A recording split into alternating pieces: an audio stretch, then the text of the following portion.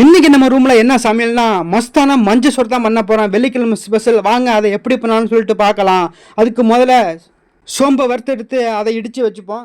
சோறு தாளிப்பதுக்கு கொஞ்சமாக நெய்யை ஊற்றி கொஞ்சமாக ஆயிலை ஊற்றி ஸ்பைசஸ்லாம் போட்டு ரம்பலையும் கூட சேர்த்துக்கிட்டு எங்கள் ஊரில் டவுன் பாண்டுன்னு சொல்லுவோம், அதையும் போட்டு வெங்காயத்தையும் கூட போட்டு கண்ணாடி பதம் வர வரையும் வதக்கி விடுவோம்.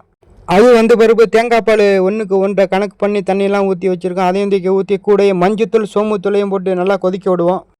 தண்ணி கொதி வந்ததுக்கப்புறம் ஊற வச்ச அரிசி அதையும் தூக்கி கொட்டி நல்லா உப்பையும் சேர்த்துக்கிட்டு அரிசி தம்மை போடுற பதம் வர வரையும் விட்டு பதம் வந்ததுக்கப்புறம் 20 நிமிஷம் தம்மை போட்டு இறக்கணும்னா அருமையான மஸ்தான மஞ்சள் சோறு ரெடி.